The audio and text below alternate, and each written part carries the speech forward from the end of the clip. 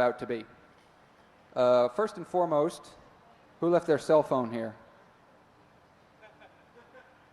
Free phone calls for me. Okay, I'm going to do a quick introduction. I'm Agent X, a.k.a. Jesse Krems. I'm the president and co-founder of the Hacker Foundation. And let me talk to you about some of the people that are here. This is Jim Schuyler. He's our operative in Uganda right now. This is Nick Farr. He's our accountant and registered CPA, or he's working on it very hard. That's Fraser Cunningham. You've probably seen him around, a.k.a. Nulltone. He's our secretary, and I think I just outed him. That's Locke. Can I use your real name? Yeah. Okay, that's Stephen Kirk. He runs all the networks here at DEF CON.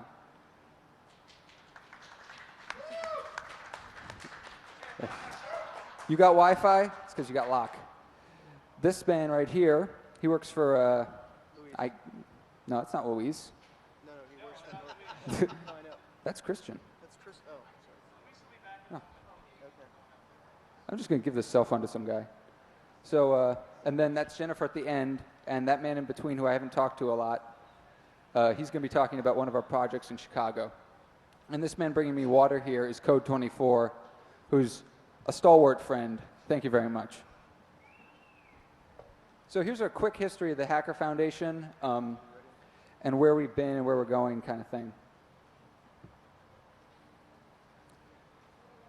In 1996, Major Malfunction, one of the head one of the head goons, and who's currently speaking another track and can't be here, went to Sarajevo to set up a BBS to help the people that were trapped in their apartments by snipers. A BBS in a war-torn area is a pretty useful tool because you need to know where you can get water, where you can get, where it's safe to travel, and so on and so forth. He's the one in the middle. And so he told me about this prior to DEF CON 9. It's been rattling around in my head. I'm like, whoa, that's so cool. Fly into war-torn areas, set up network equipment, yeah! So that rattled around in my head, and I thought about that for a while. And then Nick and I were tending bar over at Caesars one night, and this is how I met Nick, and he was helping me out, and I was like, wow, Nick's a really cool guy. He's really on it, and he's way more organized than me. And the next day, we were up on top of the Alexis Park playing with one of Uncle Ira's sat phones. And we were talking about that, and we thought this was a great tool. It's really awesome. Wait a second. Cue for me. I can't cue. So we're playing with the satellite equipment. We thought this was really awesome. We were like, what could we do with this? And we were thinking about something called Medici Sans Frontier at the time, Doctors Without Borders. And it was like, yeah, Hackers Without Borders. That won't scare anyone. And so we kind of toned it down a little at that time, and we decided to call it Hackers for Humanity. And we talked about it a little, and that was about where we left it. And then at DEF CON 10, I sent out a mailing to DC Forums, and we got a bunch of people together, he's one of them, to talk about what Hackers for Humanity is going to be, what this means. And we went over to Metro Pizza, which has these huge white paper tablecloths, and ideas were flying just fast and furious about what Hackers for Humanity should be. Should be this, should be that. We really came out of this meeting with three things. A long possible list of activities, a lot of energy, and Priest said something that was really important, which was, if you want to make it real, you got to make it formal. So we started to do that. Nick and I, before DEF CON 11, exchanged boatloads of email talking about what Hackers for Humanity should be and how we could help all these people. Yeah. And it was like, oh, this is really confusing, totally nuts. So what we did was we kind of came up with this idea of a Hacker Foundation. And that's an overarching organization that's an umbrella for all other activities that you want to do. And we call these activities projects. Yes, we're that kind of umbrella. And then, so we get together, DEF CON 11, we talk, and then immediately afterward, Nick goes back to California and files the paperwork to make us a California benefit corporation, public benefit corporation in California. This is really important. This is the state level exempt status. And then we go, okay, this is great. We get that, we file that in August. We get that on Christmas of 2003. Christmas Eve, to be specific, a nice little gift from the government. Well, that's a long time. That's just an idea about how slow this bureaucracy moves. And then we decide, okay, we're going to go for the big kahuna. 501c3 status, tax exempt, federal government, our friends the IRS. Yeah, they're actually really great because they're like, yeah, we can do that for you. So we file our paperwork with them shortly before our first presentation at DEF CON 12. And at DEF CON 12, we kind of gave a lot of people a little 20-minute Turbo Talk hint about what we were going to be doing and where we were at, which was in waiting mode. Shortly thereafter, we got our paperwork. It's in process. In April, we get a call back from the IRS. That's a fair ways off. It's like 10 months, roughly, after we filed our paperwork before we heard from them. And they had some questions about us, and they talked to us about, we had some very idealistic ideas about what our goals should be. And, we thought it would be really easy. We'd get all this money from Cisco. We'd get all this money from everybody, and we'd get networking equipment. We'd load it on a plane. We'd fly to some godforsaken place that needs help. We'd help them, and then we'd be back by, Friday afternoon for beer. I mean, come on, that's what every NGO and nonprofit agency does, right? Well, it's not that sexy. And Nick's going to talk about not that sexy for me.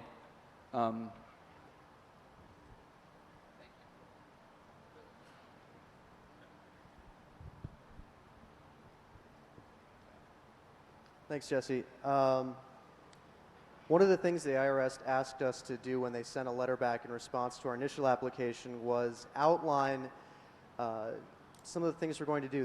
The tax law here is very specific. There are very certain things that you can do. There's structures for churches, structures for schools. And what we want to do is we want to be the nonprofit organization for the community. Coming up in the speech a little bit later, you're going to hear a lot about some really exciting projects, things going on in Uganda, things going on in Chicago, and Fraser's going to do a little brief about how we want to get you involved and how we'd like to give your projects a little bit of legitimacy in terms of federal tax law and to be able to offer tax-deductible status for donations that people give to your projects. The first goal that we have, of course, to get the ball rolling, and we've started doing at the DEF CON, is to raise money. Over the past year, the Hacker Foundation has been running largely through the generosity of the people on our board, the directors, the people who are here from day one. And raising money is hard. When we thought, oh, it's going to be glorious, it's going to be great, just like Jesse was saying, the first step to any project that you want to do is raising the funds to be able to go do it. And that's hard. It's hard to ask people for money. They're wondering, what are they getting in exchange? In exchange, what we'd like to be able to do is involve the community more. We have an application on our website, hackerfoundation.org. Basically, almost any open source coding project, almost any robotics project, almost anything that has some kind of charitable aspect or some kind of charitable bent to it can get tax exempt status through the Hacker Foundation. And one of our goals is to be able to envelop and to take anybody in the community who's interested in that, interested in raising more money, interested in building capacity, and get them involved and get people networking. And leads into the third goal, what we're doing, building infrastructure for the future, getting everybody networked, getting everybody together, Hacker Foundation handling the paperwork to free you guys up to do the intellectual things. But I'd like to get right now to Jim's project, the Uganda Computer Initiative. It's a really exciting talk.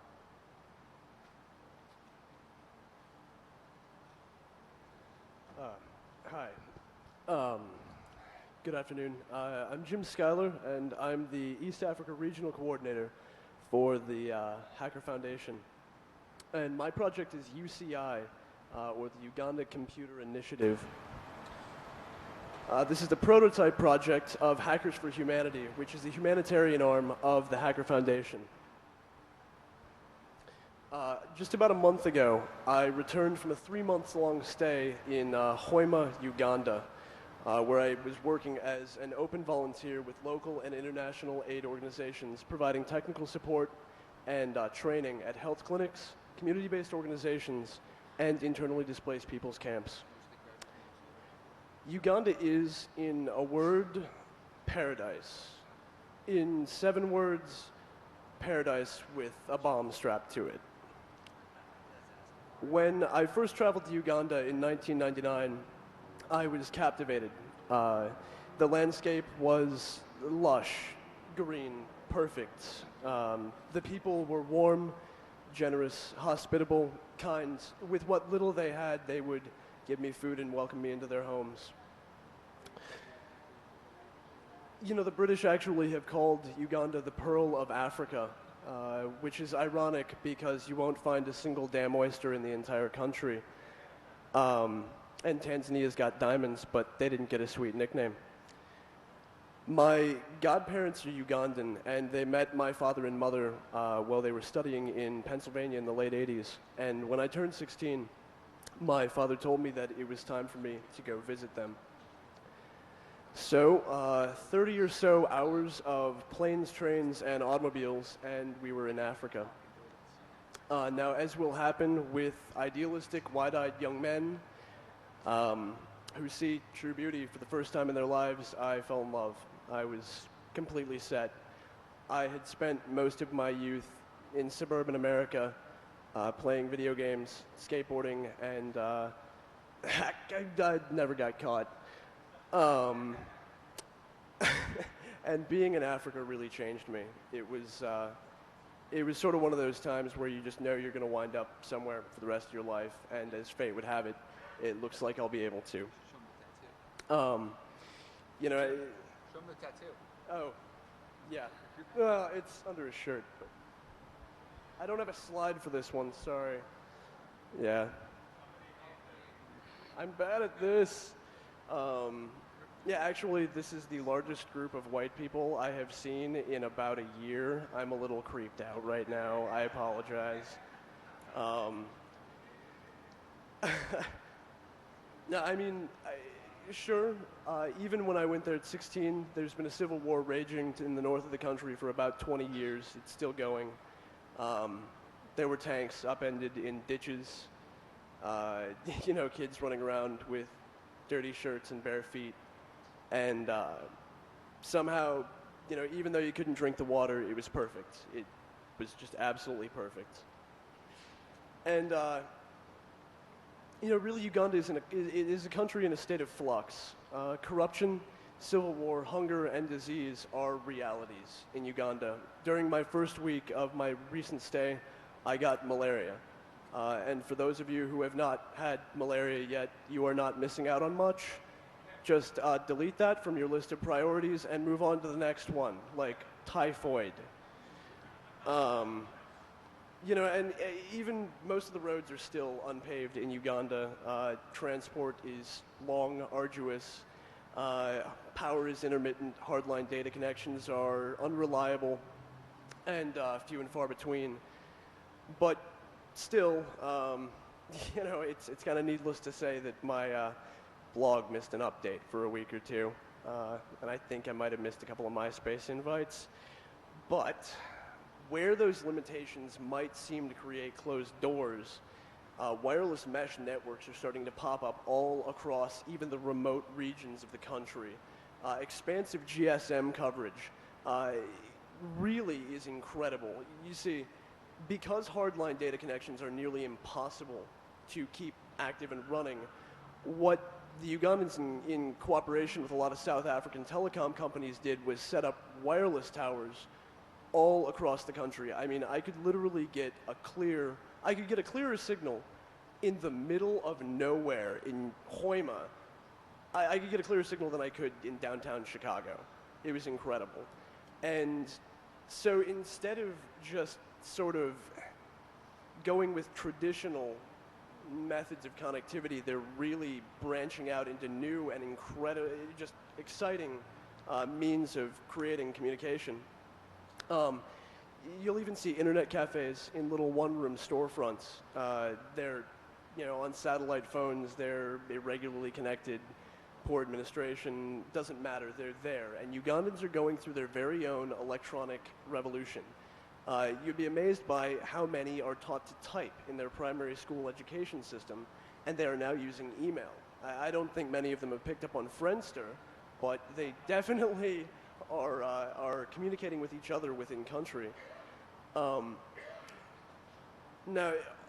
as well as regular citizens, non-government organizations like the Danish Cooperative for International Development, MS, the United Nations Humanitarian and Children's Relief Fund, and the International Medical Corps, all three of whom I've worked with, are starting to take advantage of these incredible new technologies and to improve their communication and really streamline their methods of just connectivity and productivity. They're also using them to preserve client records, which is a problem they've been really struggling with for years. The big problem that I discovered while I was working in country was that the organizations are relying, the people on the ground, you know, in the remote districts are relying on outdated hardware and software. I mean, woefully outdated hardware and software. For example, I've been working with a community-based organization, the Hoima Nursery School Development Association, or HNSDA, extensively for the past 2 months or so. And HNSDA relies on its computers to create teaching materials and keep both its financial and client records for hundreds of nursery school teachers in western Uganda. That's 2 of them, actually. And when I first started with HNSDA, only 1 of their 3 office machines was up and running. And what was it running, you might ask? Windows 95 on a Pentium 2 with 48 megs of memory, a completely shot hard drive, and no CD-ROM. And this was the best that they could get out to them. I'm not kidding, this was the best. Another example is HODFA, the Hoima District Farmers Association. Now, HODFA uses its computers to create databases of clients, very remote clients. These people have no other means of connectivity except for the sort of general addresses that are used. I got a little click happy there, sorry. And when I went to work with them, all 4 of their donated office computers were completely shot. All 4 of them completely shot by, does anyone remember the Hurry virus? I think McAfee 98 successfully took care of it for most of us. 2 days. What happens is that because so few Ugandans own computers, they take flash drives and floppy disks and can keep all of their own records, all of their correspondence, all of their email logs, everything. And they just carry them around with them in pockets on chain drives. And then they go anywhere that they know there's a printer and plug it in. And so viruses are passed around like crazy because they don't know how viruses are transmitted. And because there are so few IT professionals available in Uganda, these NGOs and CBOs suffer. This is not to say that there are no IT professionals in Uganda, it's just that they're even more expensive than they are here. And the more I worked with these organizations, I mean, they're dedicated, incredible people who are doing good work, the more I realized that they needed a durable, sustainable solution to their IT problems. And this is how the Uganda Computer Initiative was born. The primary objective of UCI is to provide an open source solution to the technological challenges NGOs and their subsidiaries, CBOs, face on a daily basis. We want to also simultaneously provide training and resource materials to these staffers. We are talking about the Ugandans themselves so that they can become self-reliant, so they no longer have to rely on these IT professionals who are overcharging them. You know, the cost just for transport from the major city of Kampala is ridiculous. They cannot afford this. And furthermore, to empower all of the counterparts so that they can network together and everyone can support each other in sort of a nationwide CBO and NGO network. Now, UCI has 5 primary goals. First, to develop and deliver the stable and workable open source option package for NGOs and CBOs, including an alternative and continually customized Linux distro to replace whichever Windows system they're currently using. Because these computers are donated and they are preloaded before they come to them, they all have Windows in one form or another. Ugandans do not use Windows because their corporate, head honchos tell them they have to. This is not about market share. Ugandans just don't have a choice. When the NGOs and CBOs receive these in bulk, in-kind donations, they don't have the resources or the IT staff available to fix them, change them, or provide a stable solution. Our next goal is to provide comprehensive training and support. I mentioned this earlier. This is the training curricula package where we will bring them into our classrooms and train them on a pro bono basis. The next is to provide donated computer and networking hardware to these organizations on a proven need basis, as determined by an application and approval process to be administered by the Hacker Foundation, Hackers for Humanity, and UCI. Also, to develop and follow a monitoring and self-evaluation program to create quantifiable long-term and short-term goals so that the Hacker Foundation and its subsidiaries, the donors, anyone who chooses to donate to this project will know exactly what we are doing, what our goals are, and how we plan to achieve them, if we have achieved them, and if we are being successful. And finally, to implement a long-term sustainability program in which Ugandan nationals will train along UCI staffers to one day replace them, being me, and become the directors of the organization. This is if at any point I decide to come back to a country where I can still get a cheeseburger. And I have to admit, there really is a sixth goal, and that's to promote hacker ideals and open source evangelism in Uganda and East Africa. There's no counterculture in Uganda. There's no culture of closed source or proprietary source activism. You would be amazed by how open to the idea of free software an NGO or a CBO will be, even a regular user. The idea of not having to pay for a Linux distro is revolutionary. The savings to international aid organizations and to common individual users across the country who have connectivity will be immense. I'm also proud to announce another project tied in with UCI and Hackers for Humanity, which is Laptops for East Africa. This is not, of course, to be confused with the great program being run by the good folks over at computersforafrica.org. They are doing good work. What we're looking to do is target specifically Uganda and then Tanzania, Kenya, and Burundi and Rwanda. The deal is this. We need newer equipment. And just walking around this con for the past 3 days, I see a lot of really nice laptops, and I gotta tell you, I want them, and I want to give them to organizations who can use them. Actually, are we gonna be doing Q&A afterwards? We'll be doing Q&A afterwards. Laptops come with built-in UPS systems. When the power goes out, instead of having to fire up a diesel generator, a laptop just keeps running long enough to do what you need to do. They're small, they're portable, we can transport them easily. It is easy to ship a number of laptops instead of 1 or 2 desktops. And so what you do is you sign up with us, we give you a sticker to put on your laptop. When you're ready to upgrade to that shiny new box that you have been saving up for the past few years, you donate the computer to us for a tax write-off, and we send it where it needs to go and where it will be used.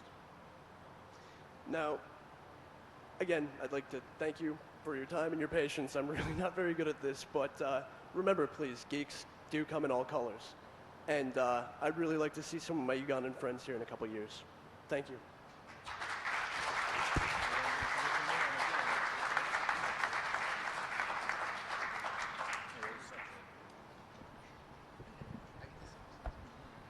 Yeah, and please definitely get some of those stickers, because I know I'm getting one. I would love to see one of those Ugandans with, talk nerdy to me and root me, and I would love to see that. So send me some pictures, please. My name is Louis Arouse. I wasn't announced in the beginning because I was taking care of something personal. But anyway, I'm the systems administrator for the Chicago Neighborhood Boys and Girls Club. And the Chicago, it's exactly what the name suggests. Kids come there, and they hang out with their friends, they play sports, and they just chill out after school. But we wanted something more for them. And in 2004, in March 2004, we set up for them a computer lab. And next slide, please. And that computer lab consisted of these things: 5 Dell computers, 3 eMacs, a Clark Connect router, and some wireless access points and bridges. We were able to do all this with a small donation of about $10,000 from a large financial institution. We also have some office equipment as well for them, for the general staff, of 5 standalone PCs, a Linux terminal server project, which is really cool if any of you have ever worked with that, and Jim already spoke something about that. and another router, and we also built for them a Athlon Debian file server, mail server, but I don't think that's too safe. But when you're a nonprofit, you do with what you got. Can the next slide, please?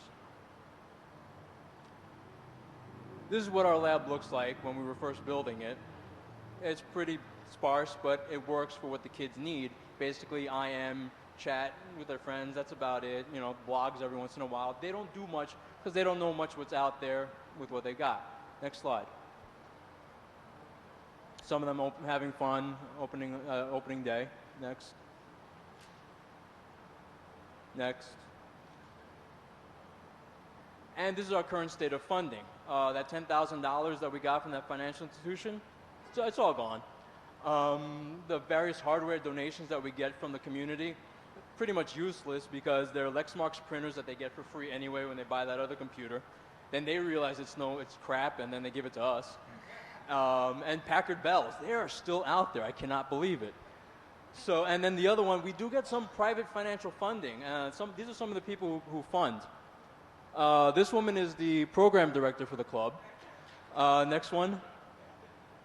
And that's me. And obviously you can tell we need a lot of help if we're duct taping, switches to the wall. So you know we need some help. Next. So how are we going to use this really cool hardware that we can probably get from the Hacker Foundation? Some of the things that we want to do, I mean, because these guys, they're getting together with some really big corporations and giving you that hardware that they're not going to be using anyway, so, you know, you guys can have some fun with it. We want to build a local database. What does that mean? There are so many community businesses that support the club in many different ways. We want the kids to be able, once it's all set up, to go to these different community businesses, get some interesting stories from them, get some contact information, photos, and create a nice database that's online for the parents to go research. Kind of like a Good Guys Yellow Books, where they say, hey, these people donate to the club, I'm going to go support them first. That way, hey, some of that money will then come back to the club, all is good. Maintaining the website. Some of these kids are pretty good. They want to learn about website building, but right now our current web page is a static ASP website that was donated to us for free from an alum. It's nice and all, but it's not what we want. We want something that's live, maintainable, easy for them to use.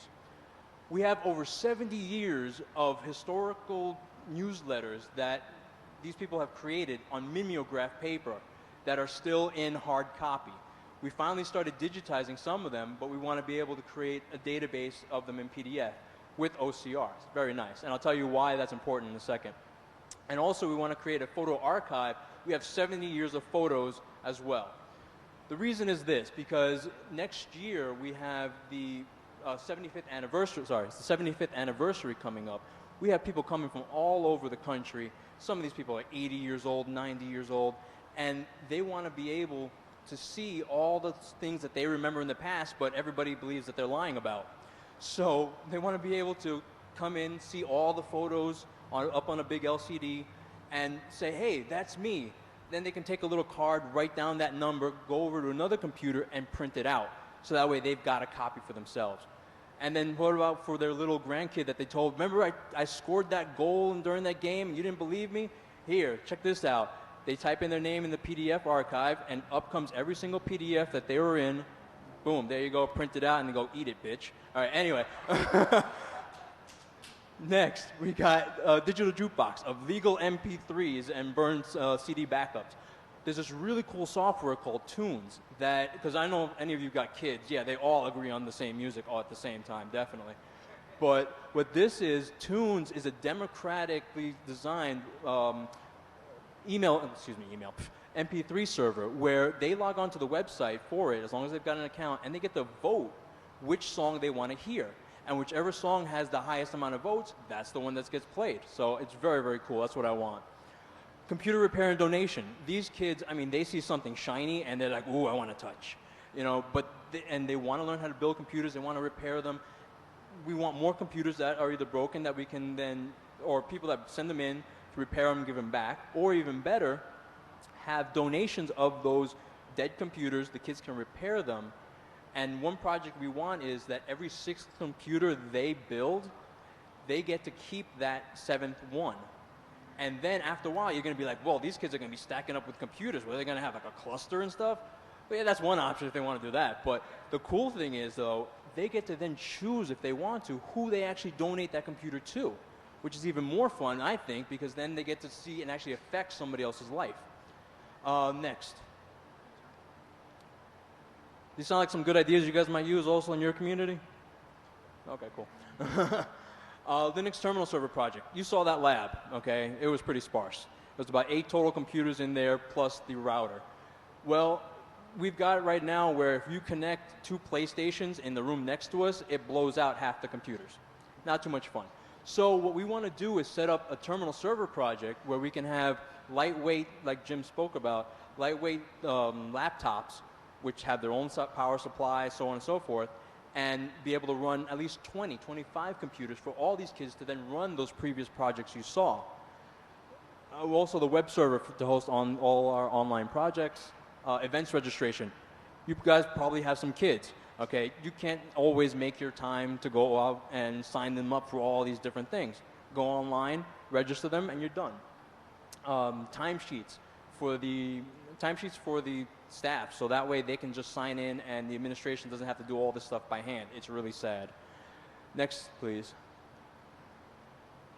Wi-Fi for the park. We got a really nice park out there, and we want to be able to broadcast Wi-Fi out there, and just for the people to come in and use, have the laptops, have a good time. If we can, which would be really great, is to be able to track the scores online, live. Once again, you guys can't always get to your kids' games. You can at least check the scores online. An RSS feed would be great. But anyway, you can check the scores online and then say, hey, when the kid comes home, I saw your game, you had a great time, I saw what you scored, that's excellent, and talk about it. Wireless video cams to watch the games online. Secured and password protected so that only the parents, well, and you guys, can watch the kids play, all right? Same thing. You want to be able to see your kids play, have, score that one home run.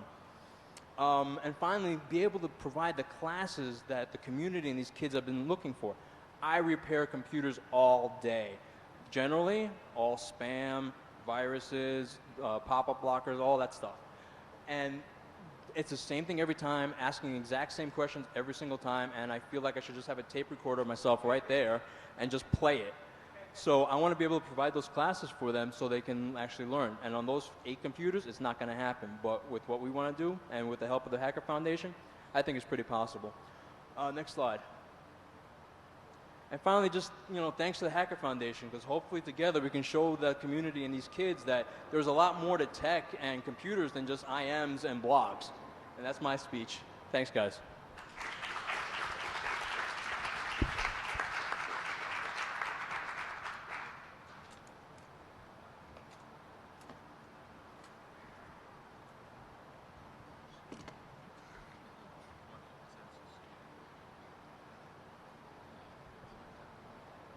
So by now you can see that the Hacker Foundation is an official 501c nonprofit with a definite presence here at DEF CON.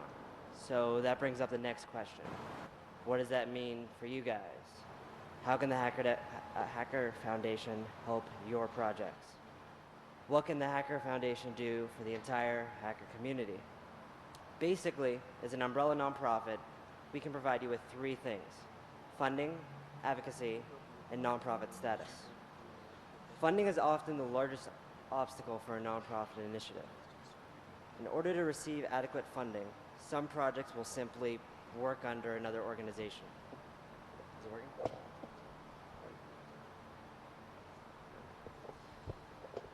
For instance, a great plan would become just another university project or government project, receiving nearly all of its funding from just one source. While that might seem like an okay idea, the project loses autonomy. Even though universities have great intentions, they're at the mercy of the school's budget, policy, and agenda. If a project chooses to work with the Hacker Foundation, funding can come from a wide variety of sources, and we can work with you to develop those. The Hacker Foundation will work to keep projects connected to organizations that provide funding. And also, having IRS 501c tax-exempt status means that your project can receive donations just like any other. The next issue is advocacy. The Hacker Foundation is all about security-conscious individuals working together for positive action. And I'm sure we're all tired of stereotypes and misrepresentation, and this is our chance to fight that. Without a doubt, this will also provide more public awareness, positive exposure for the hacker community as a whole. Finally, as I mentioned before, the Hacker Foundation can provide 501c status for a project. The process to achieve this status typically takes at least 2 years and an incredible amount of paperwork. It's definitely a headache, and hackers aren't really good at paperwork. By eliminating the headache, dealing with the IRS and a corporation, hopefully more people will be encouraged to turn their altruistic ideas into a reality. Bottom line is, the Hacker Foundation is ready. It is ready to receive your applications. It's ready to hear your ideas. We provide the networking for funding, 501c nonprofit status, and we make it easy enough as just submitting an application to us.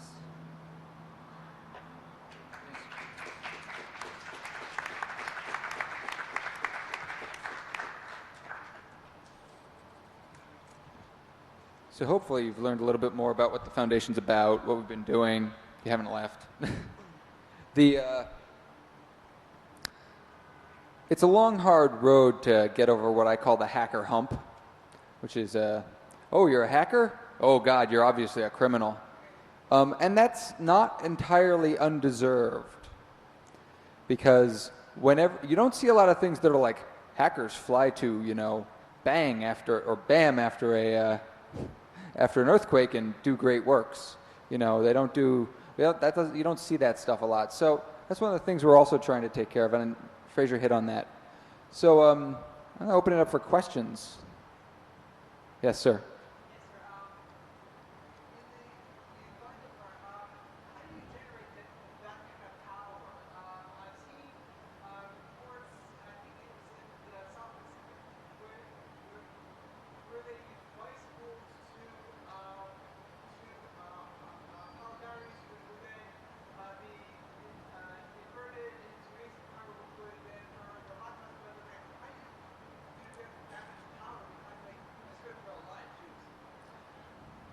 That's actually a really good question. Yeah, let me touch it. So the main issue is you're out in the bush somewhere. Where do you get the juice from? It's not as bad as you think, actually. Well, there are a number of ways that we really tackle the power situation. Our biggest problem was not in the cities. It was not in the even sort of developed rural districts. It was in the internally displaced people's camps. In the IDP camps, there would be about one government power line into the entire camp, and chances were pretty good that it didn't have juice in it.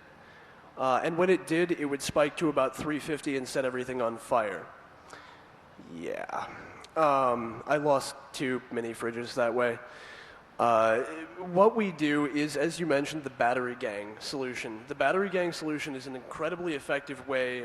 You'll see this in a lot of, I guess, infomercials. It'll be a group of car batteries ganged together and then inverted. I'm not really a tech geek, but I know we do use the battery gang.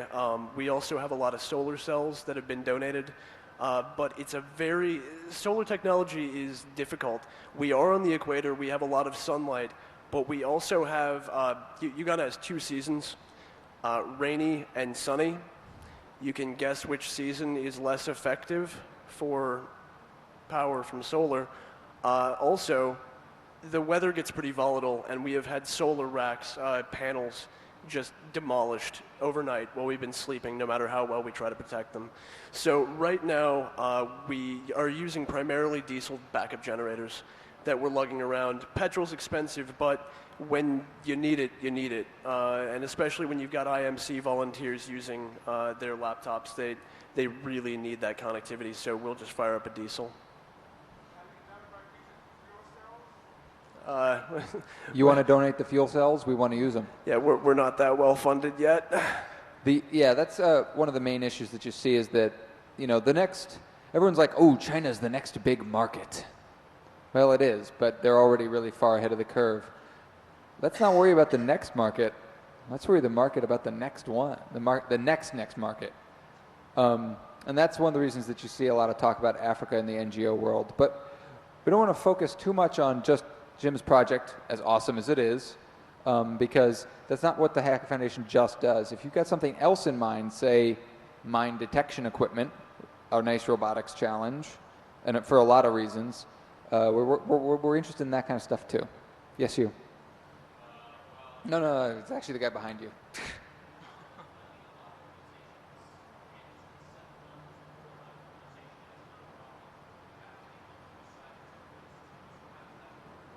Nick?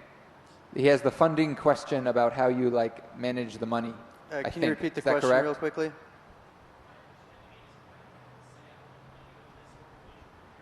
I still can't hear you. Could you stand up?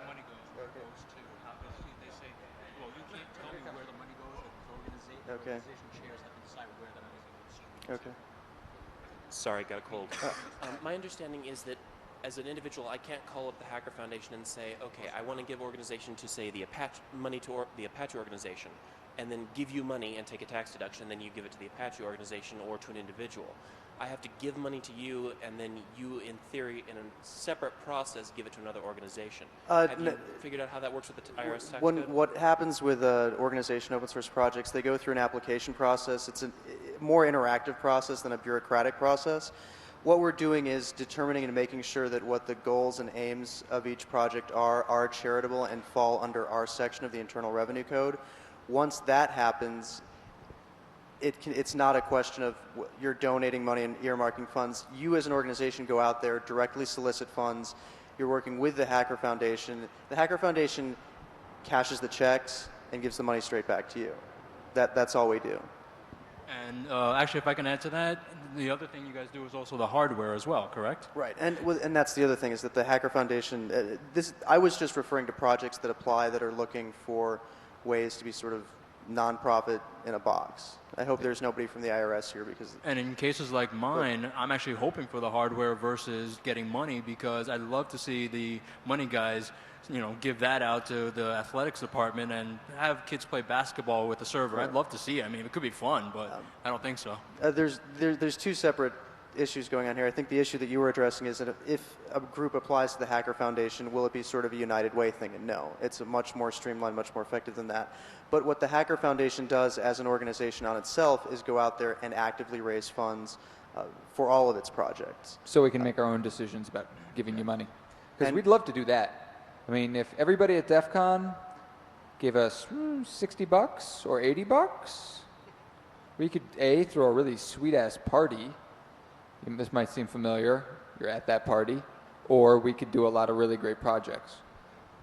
You, sir, in the shiny lame.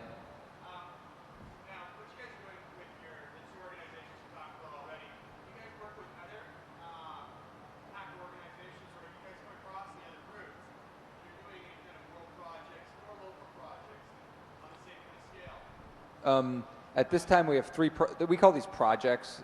We should have done a slide about this. If you think about the umbrella like this, the Hacker Foundation sits at the top and does the money, and then we have projects underneath it. Uganda, and in this case, the Chicago project. We also have another internal project, which is capacity building. We need infrastructure and money, because that's how you make more money. And then we're actively seeking more projects. So is that what your question was, Mike?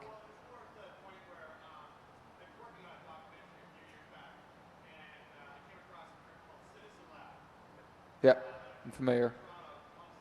Yep.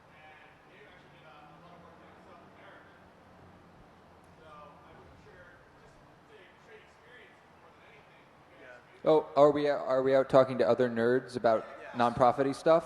Yes. Yeah, we throw around words like capacity and IDP and UNHCR and all that kind of stuff all the time, and we kind of don't say it here, but we definitely, we're definitely in on that world, or we're getting more in on that world. Most of us are amateur nonprofit workers, but we're working up to pro. Yes, you. My personal biggest motivation behind the Hacker Foundation, I think I talked about this a little earlier in someone else's speech. There's two ways you can solve really bad problems like poverty, terrorism, and war. You can buy them out, buy them in, or you can fight them. If we go to Africa, and I mean hackers go to Africa, or hackers go to Chicago, and we're like, hey, we're really cool people, we want to help you, and we raise them in our mental sphere, get them trained in our mental sphere, and say open source is a good thing, and they're used to using open source, when Microsoft goes to visit in 10 years, who's got more feet on the ground? That's the kind of stuff. I mean, you want to see more hackers? Go where there aren't a lot already and make them. It's not that hard. Personally, I'm in it for the money. Yeah, he's in it for the money. But I can't speak to every... I've actually studiously avoided that. We don't try and tell you why you should help other people. Everyone has those reasons. Oh, we're done. It's 10 minutes to the hour. We're done. And yeah, we're done. Let me take one more because we're that good. Ooh, he's giving me the... Look at 2 minutes. Yes.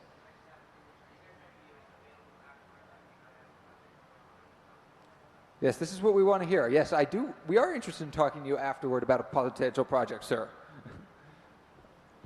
Yeah. Any more questions? Yes. Well, you can get a shirt for $20 and it's tax deductible. No, we have one right here. And I also have an issue of frack. Now this I haven't figured out how to give away yet. How about the biggest donation? It's an option. I mean, who's willing to buy this issue of frack and write it off? $20? Yeah, you can do better than $20. Oh, I have a bid back there. Yes, sir. Huh? 30. Okay, a little bit more money? Oh, somebody's checking their wallet.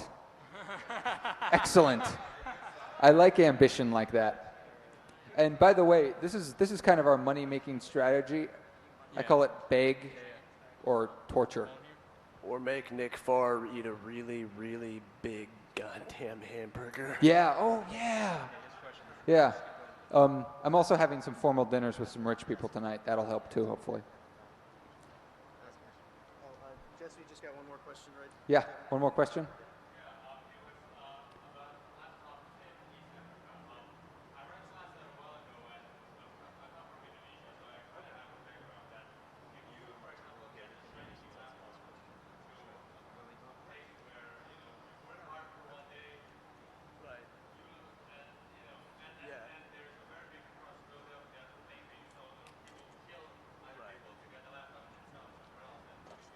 Well, actually, the idea is that we don't give them to individuals directly.